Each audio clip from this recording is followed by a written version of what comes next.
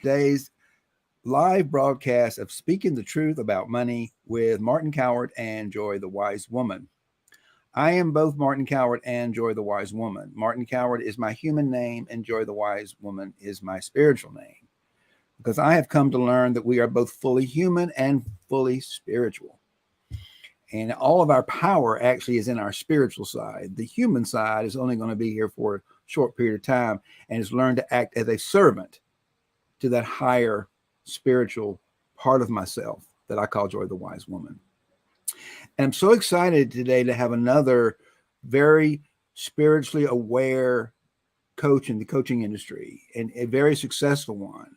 His name is Tony J. Selimi, and he is an award-winning life coach, business coach, who's doing so much to make the world better for everyone, and especially for the LGBTQ plus community. And I just met him a couple of weeks ago, and I just fell in love with him because he's doing so much wonderful work to change the world, to make it a better place for everyone. He's done some TEDx talks, he's written some books, he's created some award-winning documentaries, all sorts of wonderful things to get the world out and change the world. So Tony, I want to ask you, and one, thank you for coming on the show. Thank you for taking the time to come be my guest today. I'm just so excited to hear what your story is. And I'd like to start with that. I'd like to start with your story about how you came to be this coach that's helping the world today. Because I imagine there was probably a story in there where things were not quite as you weren't quite as aware as you are today, let's say, of your superpowers. So tell us a little bit about you and how you became this leader in coaching and in the world today. First and foremost, thank you so much for having me on your show with a purpose to inspire positive action, love, and transformation in the lives of billion people. That's one of the missions I have in my heart. But also anybody out there who finds themselves struggling and in situations which may currently be perceived as one that you cannot overcome. Now, when you have been brought up in a culture and environment that you've been told all the time, you can never be somebody, when you're never good enough because of your creed, because of your color, because of your religion, and most of all, when your life is threatened because of your sexuality and your identity you identify with, then to find out on a journey that you can actually make a difference, it's something that pushed me through the worst challenges to be able to keep going on and awaken this intelligence and wisdom, knowledge and skills that I now share with the world, for the purpose more people can benefit from that. Because in my heart, since I was a kid, I knew it is unjust to let another human being feel less off than you are, where every religion out there promotes that we are all children of God. But then you have all the fallacy behind that, when depending where you come from, depending what beliefs you may have, you are programmed to think that you'll never summon to be somebody great and make a difference in the world. Yeah, I love that. So tell us a little bit about where were you born, and I know that you were born in a difficult country, and as a fellow gay man, I believe you're a fellow gay man. Is that correct? Yes. Yeah, I thought so. In a country where maybe that's not tolerated, but I know you were in a country that was strived by civil war. Tell us a little bit about what that did to your own internal belief system, being in a country that's not so tolerant of being gay, and also in a country that was torn up by civil war. First and foremost, I mean, I'm the youngest of 6 children, and I have an incredible, hardworking family. Mm-hmm. And back then, we were part of a communist regime as part of former Yugoslavia. And frankly, nobody even used the word gay. Anything with the word gay was associated like you are the animal that needs to be killed and not let in the society. So therefore, a lot of my emotions, a lot of my fears, and a lot of my challenges were suppressed inside of me. And I used all of that to become the best I can be in education. So therefore, thriving when it comes to science, when it comes to mathematics, when it comes to physics, and trying to understand life itself. So, you know, those emotional things that were pretty heavy I had to endure abuse, not from family members, from the environment in which. Also being bullied at school. And on top of that, the civil war fell upon us all, which destroyed the entire identity. And suddenly, at the age of 20, as a teenager, I find myself homeless on the streets of London, not speaking the language, not knowing anything about the UK, not having friends, not having roof over my head, and then thinking about the family and people who died in the war, and then trying to come to terms with why, for some reason, my life was saved, and how, for some Wow. reason, by some I want to divine just, nature and yeah, God, I survived, and here I am crying homeless on the streets of London. I love that. That is priceless, Tony. I mean, here you were, a 20-year-old, and when you're 20, we're actually pretty vulnerable and have to leave your family, your friends, and your country, and end up on the streets of London, and you couldn't even speak the language. But somewhere deep inside of you, there was something that you were listening to and you were saying yes to. Is that pretty close to it? Yes, I mean, I'm a firm believer voice than of yours. being able to listen to that heart's voice. And for me, the heart is where your soul sits. Yeah. And when you have that kind of bridge open between your mind, heart, and your soul, this true, authentic voice comes forward in you, and pretty much becomes louder when those challenges presented in front of you make you feel like you are nobody. Yeah, and when you're able to listen to that, because the challenge I've seen in myself and millions and billions of people out there is trying to distinguish the voices of others, which tend to overpower that authentic voice that comes from the essence of your being. Yeah, what I would say is you found that the voice of authority, the voice of love in your heart if you just quiet your mind a little bit, and sometimes you're forced to, can actually drown out the voice of fear in your head. Yes, I mean, the head, I call the head and our thoughts like a powerful river. If it doesn't have any bed, it can destroy everything in front of you. Mm-hmm. So therefore, one of the things that I spent 30 years of, apart from doing cross-disciplinary research across many disciplines and many, I would say, religions, and mixing science with spirituality, I wanted to really create a methodology that people can help for them to be able to not only organize the mind, but also direct it in a way that it listens to your heart voice and it honors that voice that comes from within you. What is your vision? What is your mission? What is your purpose? And what actions you need to do every single day for you to be able, bit by bit, to deliver what you are called to do while you are in this human life. Yeah, I love that. I want to focus on something you just heard you say, is that you have to have a daily practice. Your methodology sounds like it has a daily practice. Could you tell a little bit about what that daily practice is for you that you use to develop into a methodology that you're sharing with others that's able to help you quiet that mind of fear and noise and confusion, so you can listen to that deeper voice within you of love? So, this came about through overcoming almost like 20 years of challenges, going from that teenager living homeless, penniless, and in destitute on the streets of London, to actually self-funding my education, graduating from one of the top engineering universities with management studies and psychology, and then building a very successful career in technology, and also delivering billion-pound technology transformation programs and managing people and transforming technology departments. Now, as part of that, I always had the desire to understand a lot of the stuff that happens in the spiritual world, because that is something that helped me when I was a kid. I was struck by an illness, and I was my doctors back then told my parents I will die in 3 days. So they took me back to those spiritual teachers that my parents followed, which is from the Sufi side of work, that apparently who told my parents, he'll be a master healer, he'll go around the world and do incredible work. And my parents, well, he's dying. The doctors told us he's dying. And apparently this teacher took me back in his hut in the middle of the mountains in Macedonia. I was quite young to actually even understand those things, and I was very ill. And the more I spent time with him, the more I started to get back into my body. And he was only using natural things to be able to help me heal, but also introduced me to different healing modalities that for me were very natural. So when people would have headaches or pain, I'll just put my hands on them and suddenly their headache, migraines disappeared.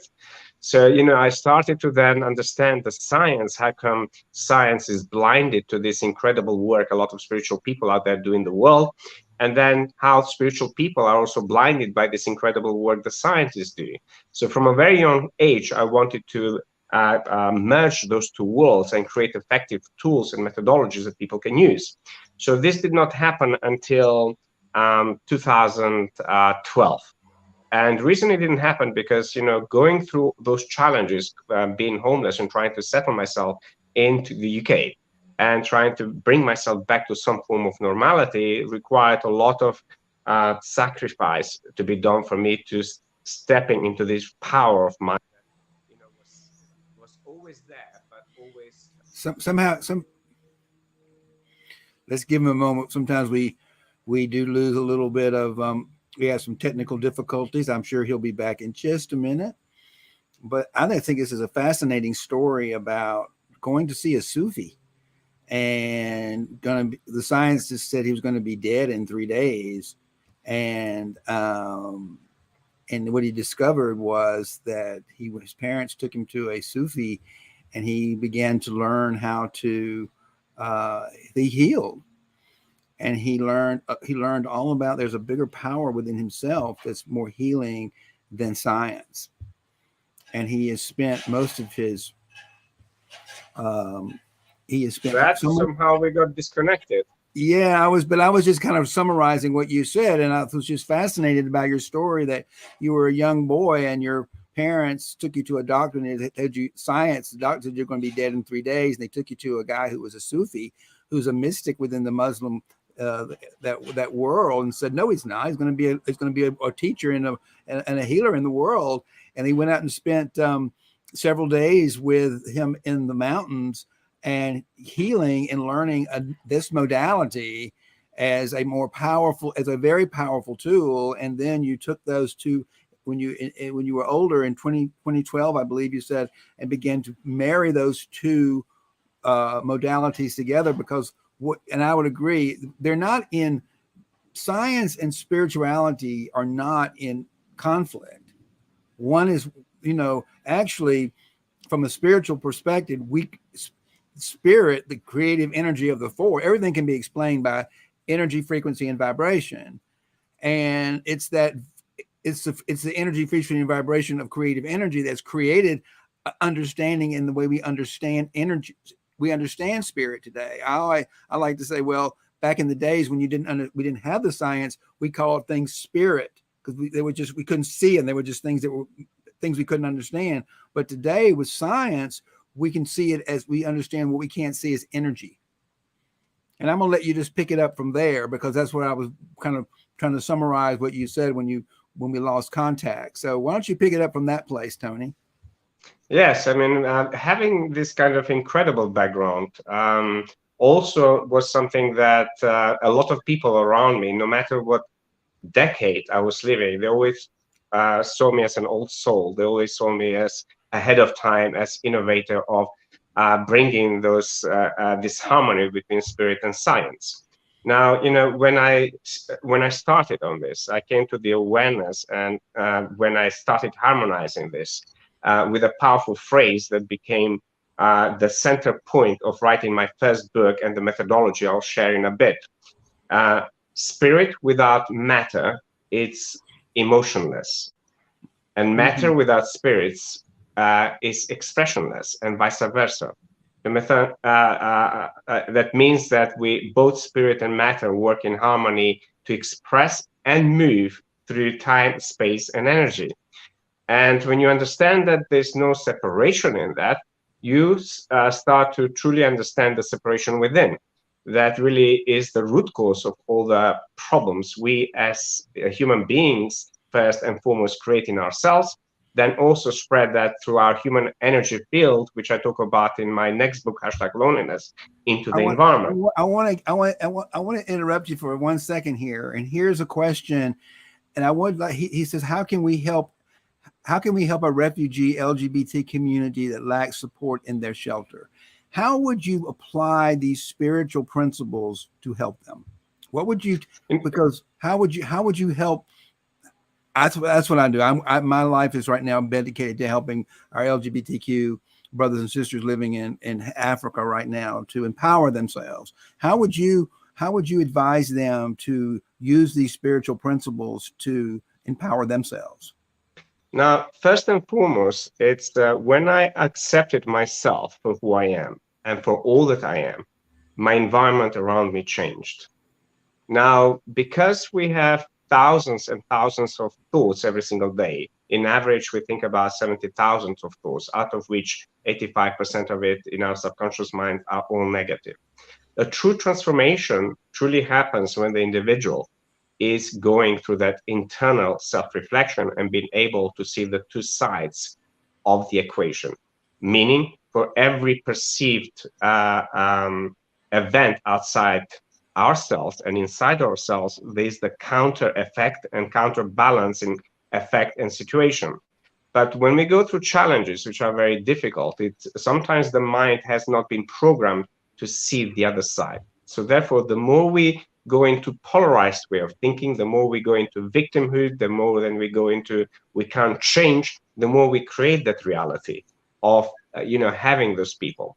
Now, also what I've seen in myself transforming, when I was fully in peace with who I am, the external environment around me and all these people who once were, I would say, my enemies, started sending me beautiful messages of actually being now the admirers for living an authentic life and showing through my work of who I am. Not through my words, not through my stuff, but through my actions and through my commitment to better humanity. I got it. Now, it's something. I want to pause you because you got a lot to say, but I want to break it down in something they can actually use. What you just said was so powerful that I want to break that down and go a little deeper into that concept of what, if you can resolve, what I'm hearing you say is if we can go inside ourselves and we can resolve those inner conflicts and love and accept ourselves first, then all of a sudden the outer world begins to look like the peace inside our hearts. Is that what you just said? Yes, I mean, I can explain even the science behind that, Martin. Don't go to the whole science behind that. But I don't want you to go there because the guy asked you a question. How I'm living in a refugee camp. Yeah. I need help right now. They don't need to know the science. They need to know what can they do today. Yes, there are many people who were in the Nazi refugee camps, and those who survived are those who went inside. Okay, that's what we want to talk about.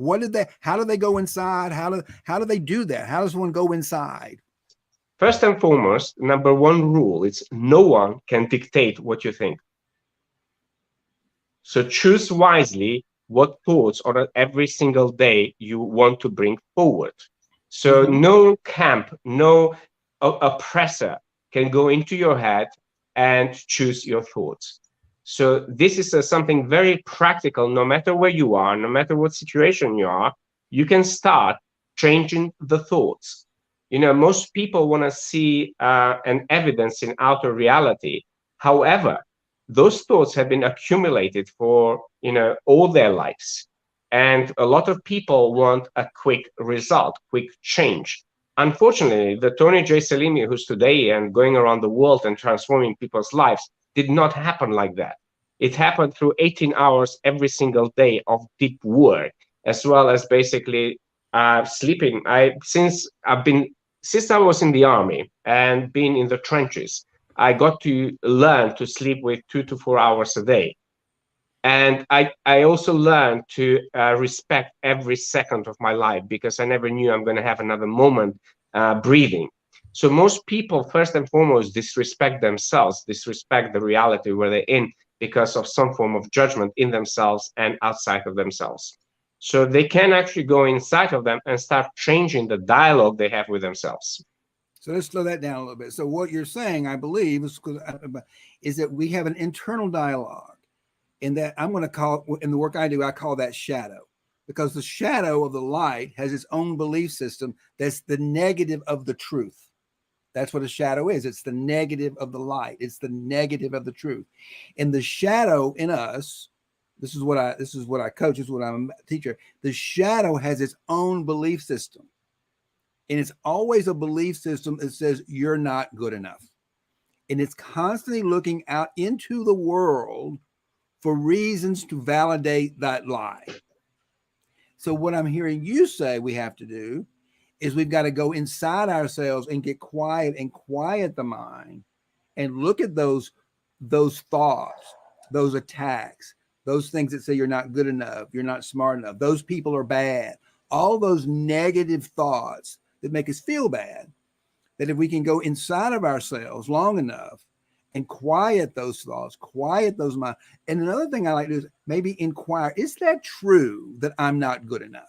Is it true that I'm a loser because I'm gay? Is it true that I've got something wrong with me because I'm in a camp, for example, or I'm being oppressed? No, it's not true. What is truer? The truth is I'm a loving, creative human being with a big heart.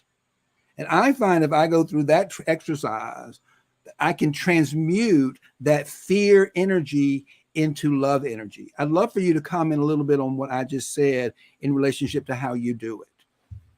Yes, I mean, to add on to that, Martin, it's, I think not only the quietness in the head does not really happen if we just command it.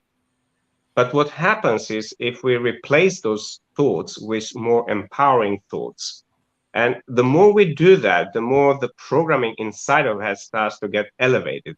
And as part of that journey, you start pretty much quieting what's happening in your head. Mm-hmm. Why? Because those one-sided negative thoughts starts losing the power they have over you. And then the complementary side of things start really creating an objective mind. And unfortunately, I'm not somebody who subscribes to one-sided psychology. One-sided psychology meaning avoiding pain and seeking pleasure. No, we are beings who need to integrate pain and pleasure and have this crucifix within ourselves, which is the temple of our being, which is love and that voice from within us. Yeah, which means being able to balance those one-sided perceptions so we can go through the next stages of our growth and evolution. Yeah, I like that because we tend to, and from a binary perspective, we tend to associate pain with bad. Well, pain is just pain. Pain is part of the human condition. And when we learn that nothing bad is ever going to happen, because nothing bad ever, there is not a world of goodies and baddies. There is a world of light. And included in the human condition, in the human experience, we experience pain, emotional pain, physical pain. And it's our fear of that pain that keeps us, because we're going to have pain. Life includes pain.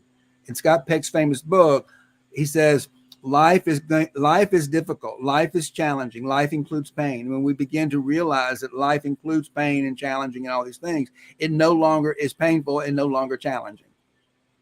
Yes, I mean, I'm a firm believer because having delivered over 20,000 of coaching, training, and healing hours, it is at the border of pain and pleasure that we can create the biggest transformation in ourselves. I agree. And basically, most people don't have that kind of fine line and balancing act within themselves. So when I started writing my first book, and I spent 12 weeks, 8 hours a day in meditation.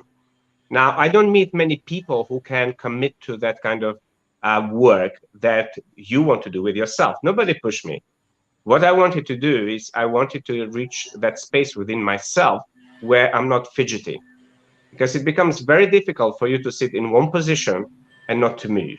Now, it takes a lot of training for you to come to that space where you simply become present with what is without the mind judging or forcing you to do something. So most people, they won't spend the time, they won't spend what it requires for you to do that full transformation. I have many people around me that have been in my life all my life. Some of them haven't even moved from the space they were 30 years ago. And other people who choose the road to self-empowerment, self-improvement, self-development, and seeking out their people to help them out, they actually start on the journey according to what their momentary values may be, because our values are something that keep building on. The more your awareness grows, the more you as an individual grow, the more this inner work we do. So, what came out of those 12 weeks, 8 hours a day meditation was a very clear methodology that pretty much updates quite a lot what is out there into a whole new level, where people today who are facing today's challenges can use it to transform their reality inside out. And the acronym of the methodology is ALARM, TJS Evolutionary Alarm. And it has 25 principles. So although it's like this 5-step method, but in effect, it has a 25 principles. When followed consistently in the order given, you will consistently start empowering and upgrading your mind and what's going on in your mind, in your psychology, in your subconscious mind. Then become masterful in the way you manage your emotions. And most people who have troubles also comes because they have emotional charges for so many different things in their psychology. Therefore, it takes a lot of energy for you to manage those emotions. Instead, that energy is not being used for the things that your heart, body, mind, and soul wants to bring into this world.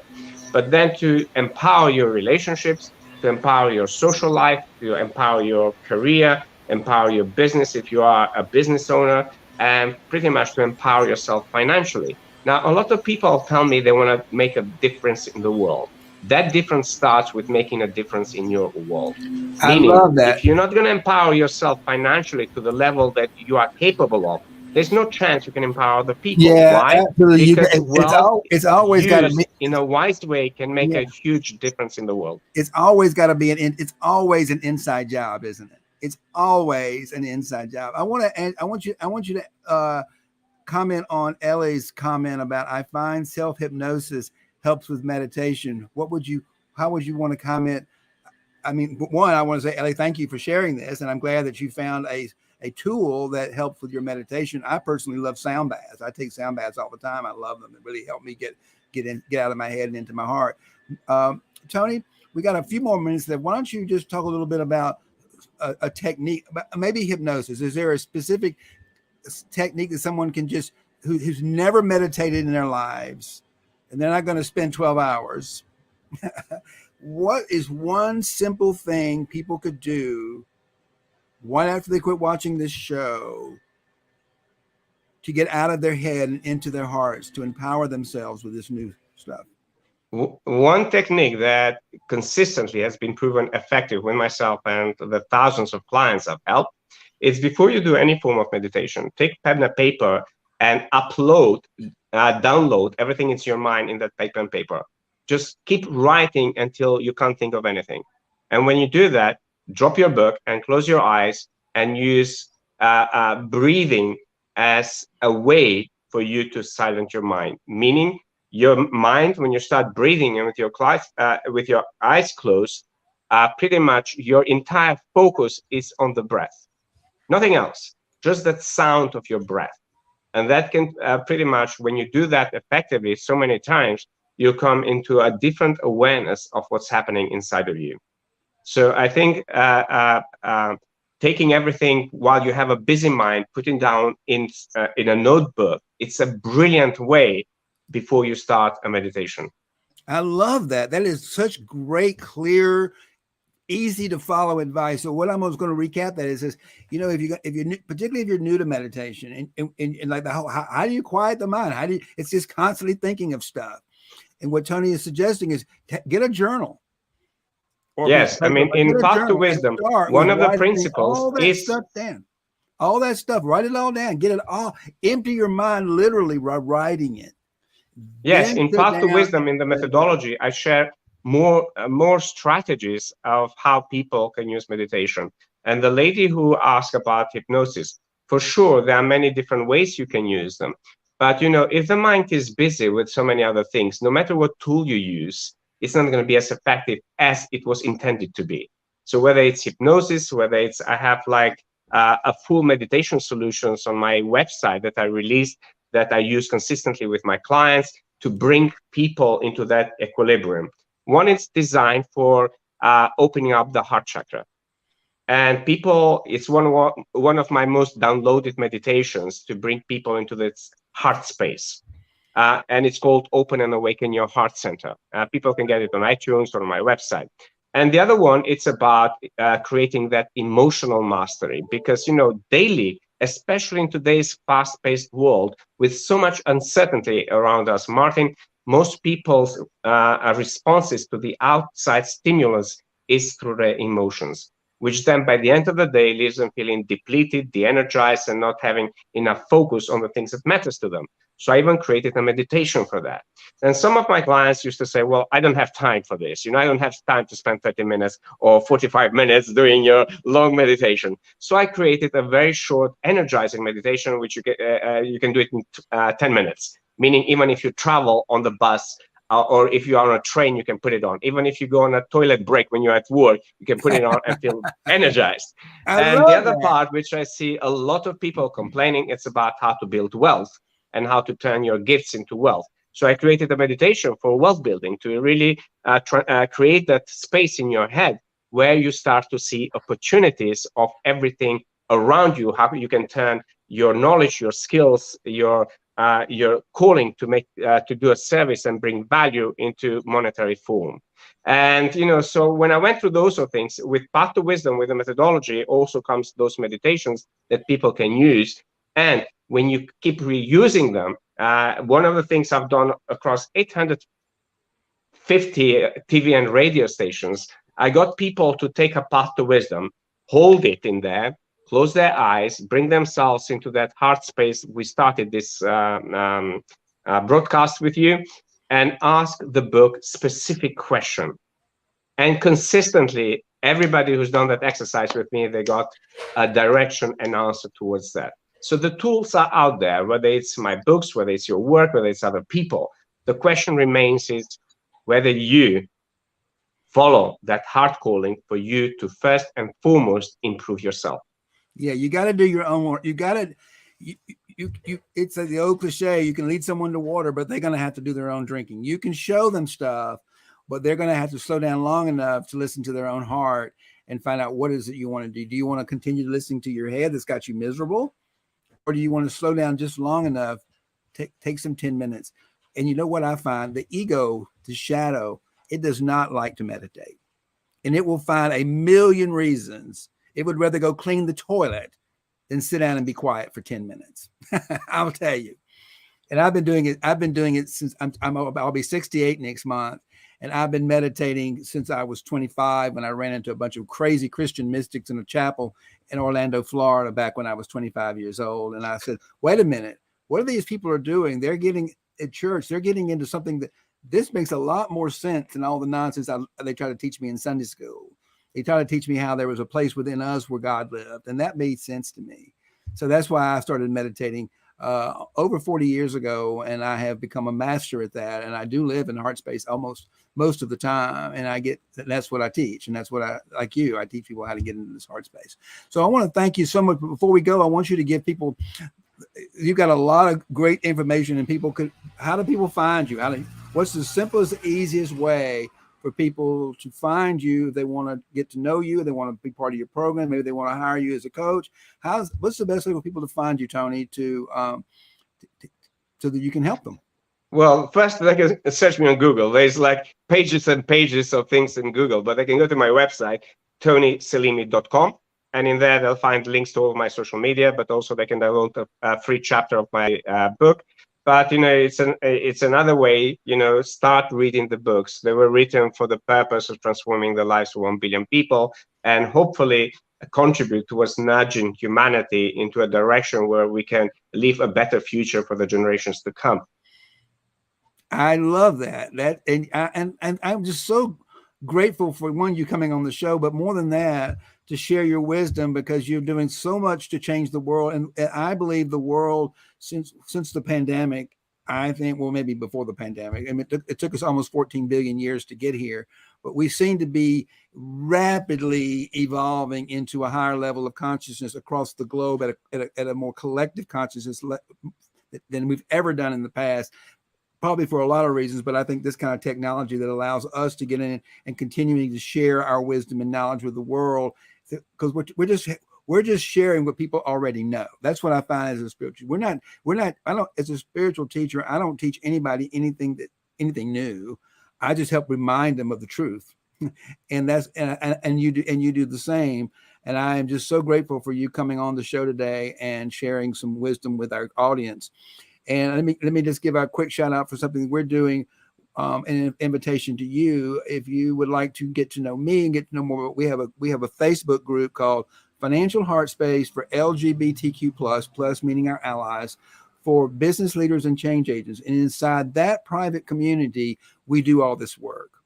We're looking at these issues. It's a safe environment for you to be welcome to come in and get to know each other and support each other in this movement toward a higher level of consciousness we call heart space. Another thing that I'm doing right now that I think has been really exciting is we've got so many wonderful change agents, and you came to the very first one, I believe. We've got so many wonderful business leaders and change agents out in the world. We've started doing this Thursday afternoon at 4:00 Eastern Daylight Time, LGBTQ plus business exchange and networking event for people to come on and talk about what they do, talk about who they are, what they do, how they got here, just like today. And more importantly, what is the impact they're making on the world? How you add value? And then how do you buy your products? We're creating a business exchange for people like us and like you to come into the world and share your wisdom and knowledge and build a community out of that knowledge. So thank you for you being the first person to attend our very first event to get it off the ground. We had another one yesterday that we use this more, I want to call it a more interview style format, where we ask these 4 basic questions we just asked. And that's, who are you? What do you do? How'd you get here? What's your story? What's your why? The third one is, well, tell us what's the biggest value people get when they buy your stuff. And the third one is, how do they buy it? And I find by giving people the 4 answers to the 4 questions every consumer has before they buy, they're more likely to buy your products and services. And that's what we want for people, for our people. We want people to buy our services and buy our products because it's going to make an impact on the world. So thank you so much, Tony, for being with us today. And I hope that you will come back and visit us again sometime really soon. Join our community. And also, if you haven't, go grab one of his books, because I find that, let me ask you a question. Are your books also in an Audible format? I love. Yes, all of my books are in all formats. Why? Because learning is very individual. And some people, for me, I love all formats. Why? Because when I do things every single day, when I travel, for me, it's easier to have an audiobook or Kindle. But whenever I can, I also recommend people to read physical books. The energy of each format is very different. Yeah. And when you combine all of those things, you can actually maximize the investment in whatever you're reading. Thank you. I completely agree. And I love to listen to Audible books, especially when they're narrated by the author, because I find that very transformational. They're getting a personal coaching session from the author of the book with some knowledge. So thank you, dear. And may love and prosperity. I know we've gone over our 30 minutes, but I've had so much fun talking to you, and you've given us so much wonderful wisdom and knowledge. It's our show. We can go as long as we want to, quite frankly. So thank you for going over with me. It's been worth it. And may love and prosperity prevail across the world.